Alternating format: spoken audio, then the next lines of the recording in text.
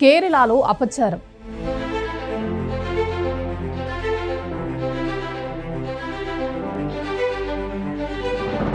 అయ్యప్ప సన్నిధిలో బంగారం మాయం.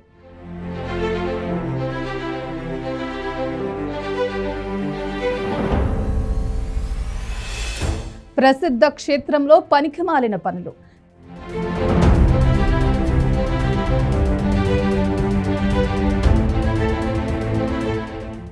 నలభై 42 కిలోల నుంచి 38 కిలోలకు తగ్గిన బంగారం.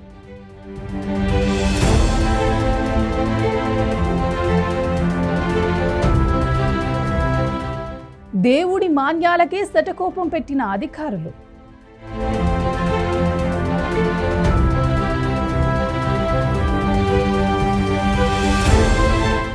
దేవుడు సంపదకి రక్షణ లేదా?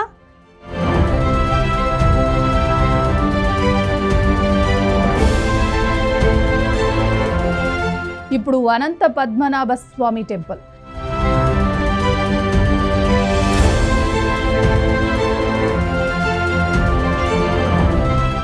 నేడు అదే కేరళలోని అయ్యప్ప స్వామి టెంపుల్.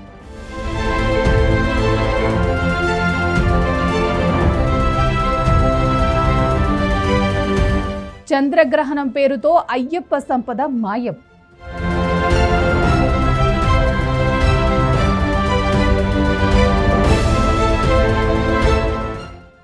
రెండు 2019లో మరమ్మతుల సమయంలో వెలుగులోకి వచ్చిన ఘటన.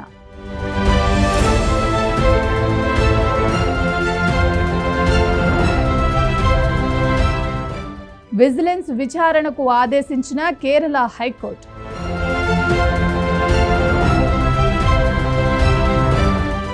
ఇది తీవ్రమైన అంశమని వ్యాఖ్యానించిన న్యాయస్థానం.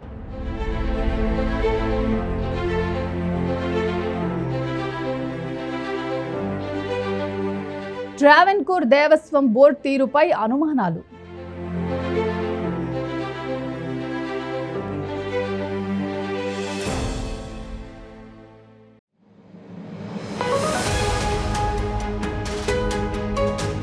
Welcome to BRK news. This is via Varma. దేవుడి సంపదకే రక్షణ కరువైంది. అయ్యప్ప సన్నిధిలో అధికారిక దొంగలు చంద్రగ్రహణం పేరుతో చేతివాటం చూపించారు. ఒక్క మాటలో చెప్పాలంటే స్వామి సన్నిధిలో బంగారానికి భద్రత లేకుండా పోయింది.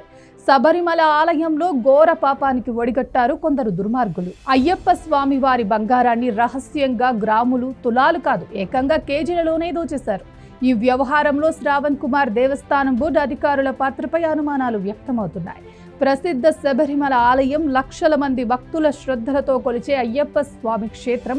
ఏటా మండల మకర విలక్కు పూజలకు దేశ వ్యాప్తంగా భక్తజనులు అక్కడికి పోటీగా వెళ్తుంటారు. అలాంటి శబరిమల ఆలయంలో దేవుని బంగారం చోరీకు అంశంగా మారింది.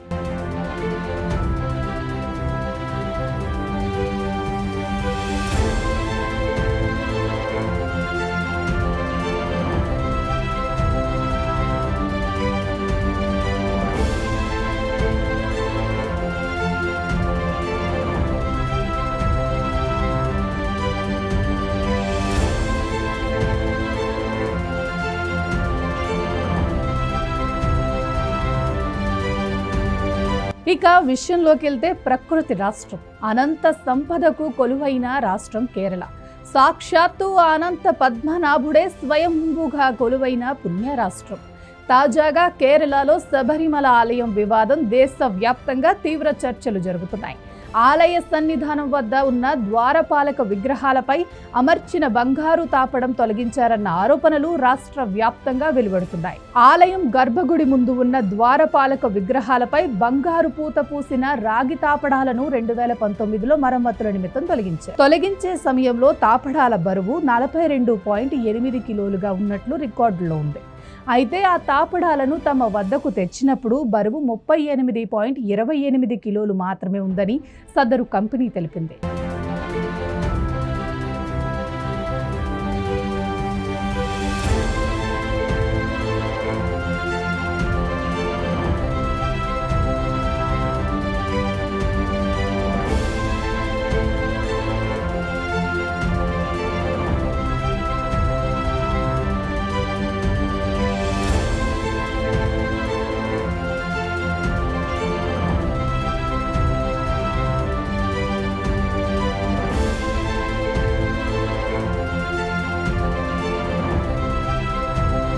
దీంతో తాపడాలపై బంగారు బరువు తగ్గటాన్ని కేరళ హైకోర్టు తీవ్రంగా పరిగణించింది.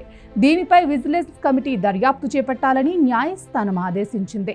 తాపడాలను తిరిగి అమర్చినప్పుడు ఎందుకు బరువును సరిచూడలేదు అని న్యాయస్థానం ప్రశ్నిస్తుంది. ఈ తగ్గుదలకు ఏకైక కారణంగా బంగారు పూత తగ్గటమే అని న్యాయస్థానం అభిప్రాయపడింది.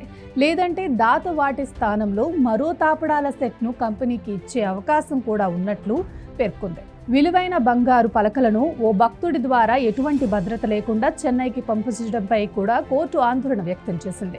ఈ వ్యవహారంపై విచారణ జరిపిన న్యాయమూర్తులు రాజా విజయ రాఘవన్, కేవి జయకుమార్లతో కూడిన ధర్మాసనం ఇది చాలా తీవ్రమైన అంశమని వ్యాఖ్యానించారు. దీనిపై వివరణ అడగగా వాటిని సరిచేయించి బంగారు పూత కాపాడాలని అందిస్తానని కృష్ణన్ అనే దాత తీసుకెళ్లారు. వాటి బరువు 42.0 కిలోలుగా రికార్డులో ఉంది. అయితే మరమ్మతుల కోసం చెన్నైకి చెందిన సంస్థకు అప్పగించేసరికి వాటి బరువు 38.258 కిలోలకు పడిపోయింది. అంటే దాదాపు 4.45 కిలోల బంగారం గల్లంతైందన్నమాట.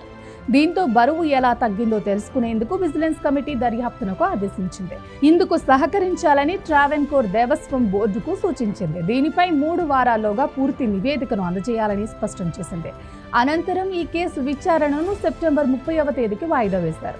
ఇక ఆలయం నుంచి తాపడాలను తొలగించిన దాదాపు 40 రోజుల తర్వాత కంపెనీకి అందించినట్టు తెలుస్తోంది.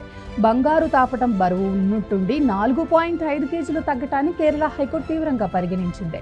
వీటిని తిరిగి అమర్చినప్పుడు ఎందుకు బరువులు సరిచూడలేదని ప్రశ్నించింది. బంగారు పూత తగ్గిందా లేదా దాత అసలు వాటి స్థానంలో మరో తాపడం అమర్చారా అనేది తేలాల్సి ఉందని పేర్కొంది.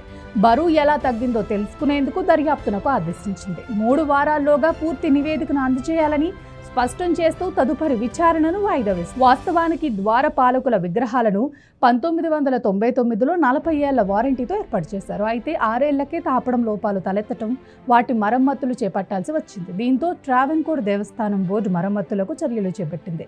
అయితే వారు స్పెషల్ కమిషనర్కు గానీ కోర్టుకు గానీ ఎలాంటి సమాచారం ఇవ్వకుండానే ఈ పసిడి రేకులను తొలగించింది. దీంతో ఈ అంశంపై హైకోర్టులో పిటిషన్ దాఖలు కాగా బంగారు చోరీ వ్యవహారంపై తెరపైకి వచ్చింది. దీంతో న్యాయస్థానం దర్యాప్తునకు ఆదేశించింది.